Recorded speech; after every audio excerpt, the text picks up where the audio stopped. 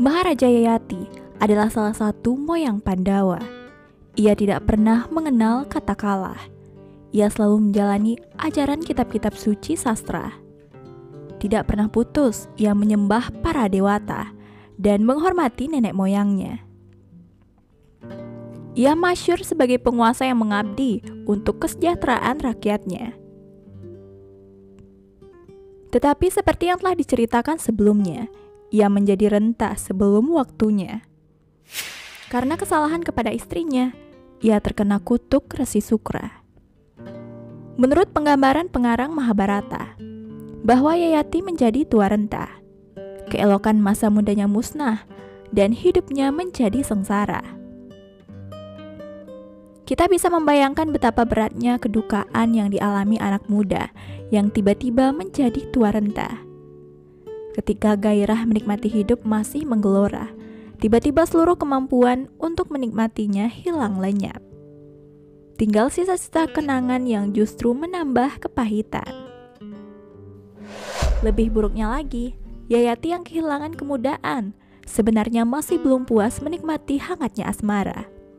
Ia mempunyai 5 putra, semuanya tampan, berbakti dan juga pandai. Yayati memanggil mereka semua. Dengan sangat memelas, ia meminta mereka supaya mau menolongnya. Katanya, "Kakek kalian yaitu Mahaguru Sukra mengutukku sehingga aku menjadi tua sebelum waktunya. Padahal, aku belum puas mereguk kenikmatan duniawi. Sejak dulu aku hidup dengan mengekang hawa nafsu, menyangkal kesenangan duniawi, meskipun sebenarnya diperbolehkan kitab-kitab suci. Karena itu, salah satu dari kalian seyogyanya mau membantu memikul bebanku dengan mengambil ketuaanku dan menukarnya dengan kemudaan kalian. Siapa di antara kalian yang bersedia menolongku akan kuangkat menjadi raja negeri ini. Aku ingin menikmati hidup dengan gelora gairah orang muda." Pertama, ia bertanya kepada putra sulungnya.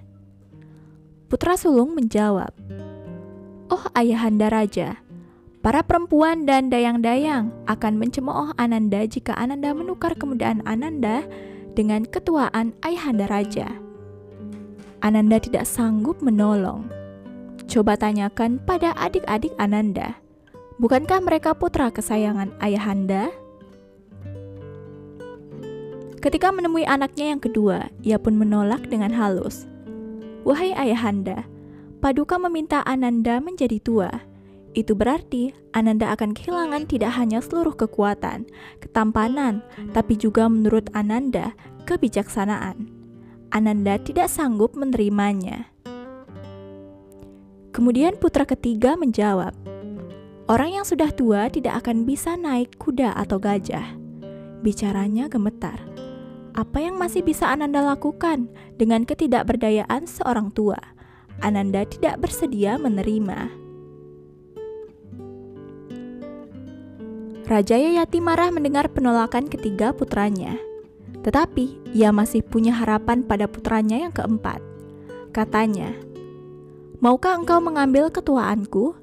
Jika engkau bersedia memberikan kemudaanmu denganku, aku akan segera mengembalikannya. Aku akan mengambil kembali ketuaanku dan membuatmu menjadi muda kembali." Akan tetapi, putranya yang keempat meminta maaf dengan sangat. Ia tidak bisa memenuhi permintaan ayahnya. Putra keempat tahu dengan menjadi tua, ia akan tergantung pada orang lain, bahkan hanya untuk membersihkan badan. Karena itu, meskipun ia sangat mencintai ayahnya, ia tidak sanggup memenuhi permintaan ayahnya. Yayati amat sedih dengan penolakan keempat putranya. Tetapi masih ada satu harapan. Ia memohon kepada putra bungsunya yang selama ini tidak pernah menolak keinginannya. Katanya, "Engkau harus menolong ayahanda. Ayahanda menderita dengan kutukan ini. Dengan ketuaan, keriput, rambut yang memutih, dan ketidakmampuan ayahanda.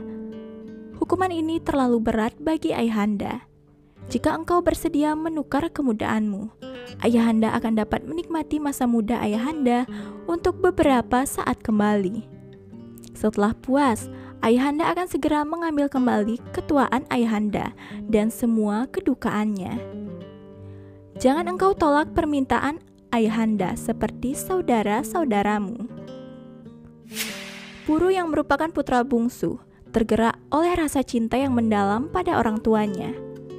Ia pun berkata, "Ayahanda, dengan senang hati akan Ananda berikan kemudahan Ananda, sehingga Ayahanda bisa terbebas dari kedukaan usia tua dan juga beban memerintah kerajaan. Ambillah kemudahan Ananda dan selamat menikmatinya." Mendengar jawaban itu, ia langsung memeluk putra bungsunya. Begitu menyentuh putra bungsunya, Yayati jadi kembali muda. Sebaliknya, Puru menjadi tua. Kemudian Puru memerintah kerajaan dan menjadi masyhur.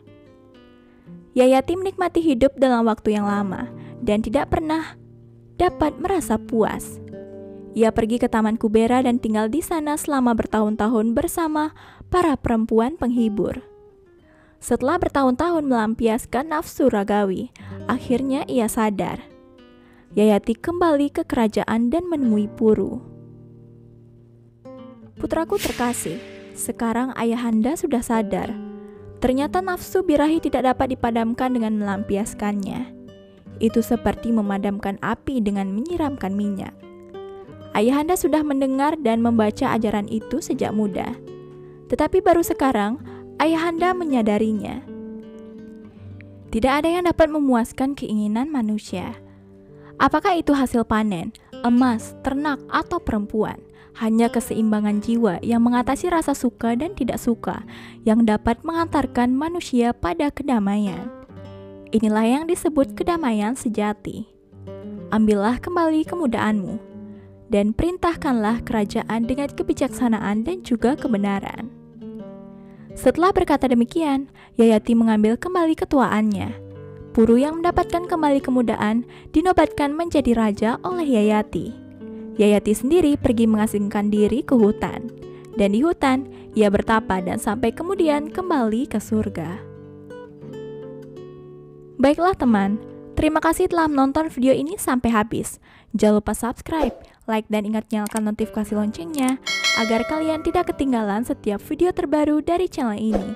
Sekian dan terima kasih, sampai jumpa di video selanjutnya.